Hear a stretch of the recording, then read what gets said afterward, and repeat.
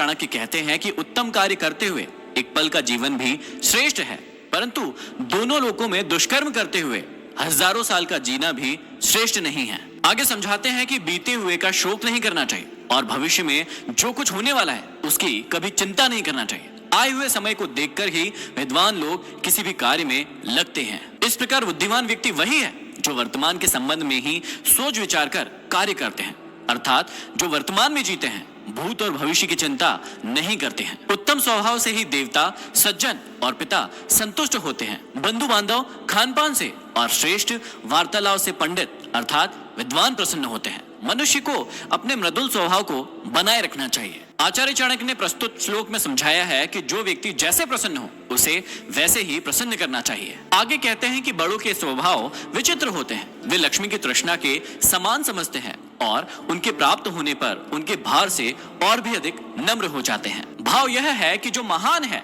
वे धन के महत्व को कुछ नहीं समझते, उनका स्नेह स्वभाव धन से भी अधिक ऊंचा होता है। आगे बहुत ही अच्छी बात समझाई है जिसे हर इंसान को समझना चाहिए। आज की जिंदगी में कई लोग किसी व्यक्ति से लगाव लगा लेते हैं। श्री चाणक्य कहते हैं कि जिसे किसी से लगाव है वह उतना ही भयभीत होता है। लगाव दुख का कारण है, दुखों की जड़ लगाव है, अतः लगाव को छोड़कर सुख से रहना सीखो। आगे समझाते हैं कि भविष्य में आने वाली संभावित विपत्ति और वर्तमान में उपस्थित विपत्ति पर जो तत्काल विचार करके उसका समाधान खोज लेते हैं वे सदा सुखी रहते हैं। इसके अलावा जो ऐसा सोचते हैं कि यह होगा वैसा होगा तथा जो होगा देखा जाएगा और कुछ उपाय नहीं करते, वे शीघ्र ही नष्ट हो जाते हैं। यहाँ चाणक्य ने कर्म करते रहने और भगवान के भरोसे ना बैठे रहने की बात कही है। उनके कहने का भाव यह है कि केवल भाग्य के भरोसे ही नहीं बैठे रहना चाहिए। विपत्ति आने पर या उसके आने की संभावना होने पर तत्काल उपाय कर लेना चाहिए।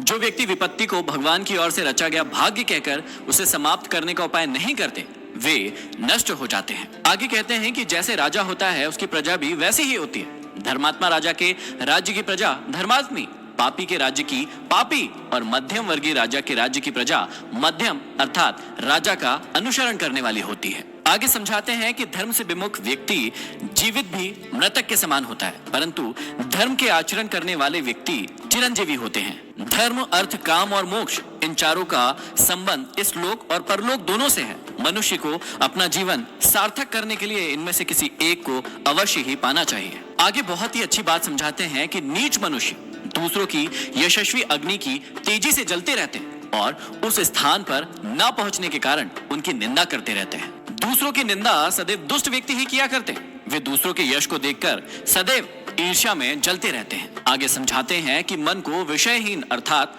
मोह माया से युक्त करके ही मोक्ष की प्राप्ति हो सकती है, क्योंकि मन में विषय वासनाओं के आगमन के कारण ही मनुष्य मोह माया के जाल में आसक्त होकर रह जाता है। अतः हर मनुष्य को मन को जीतने का प्रयत्न करना चाहिए। चाणक्य कहते हैं कि मन की इच्छा के अनुसार सारे सुख किसको मिलते हैं, अर्थात किसी को नहीं मिलते। इससे यह सिद्ध होता है कि देव के ही बस में सब कुछ है, अतः संतोष का ही आश्रय लेना चाहिए। आगे चाणक्य जीवन की बहुत ही बड़ी बात समझा रहे हैं कि जैसे हजारों गायों के मध्य भी बछड़ा अपनी माता के पास आ जाता है, उसी प्रकार किए गए कर्म कर्ता के पीछे पीछे आ जाते हैं। मनुष्य जैसे कर्म करता है उसे फल भी उसी के कर्मों के अनुसार प्राप्त होते हैं। अतः सदैव अच्छे कर्म करके ही अपना जीवन सुधारना चाहिए। कहते हैं कि अव्यवस्थित कार्य करने वाले को न तो समाज में और न ही वन में सुख प्राप्त होता है, क्योंकि समाज में लोग उसे भला बुरा कहकर जलाते हैं और निर्जन वन में अकेला होने के कारण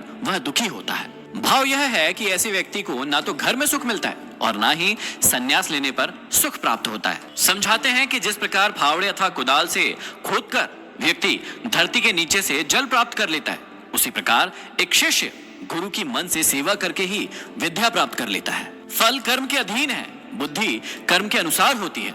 तब भी बुद्धिमान लोग और महान लोग सोच विचार करके ही कोई कार्य करते हैं। किसी भी कार्य को करने से पूर्व अच्छी प्रकार से सोच समझ लेना चाहिए, तभी कार्य अच्छे से होते हैं। आगे समझाते हैं कि अपनी स्त्री, भोजन और धन इन तीनों में संतोष करना चाहिए और विद्या पढ़ने, जप करने और दान देने इन तीनों में कभी भी संतोष नहीं करना चाहिए। बड़े लोगों के सम्मुख कितनी भी विपत्तियां क्यों ना आ जाए, वे अपने लक्ष्य से कभी भी विचलित नहीं होते। जो सोच लेते हैं उसे करके ही हटते हैं। वे कभी अपनी मान्यताओं, अपने सिद्धांतों, अपने आदर्शों और अपने उद्देश्य से कभी भी पीछे नहीं हटते।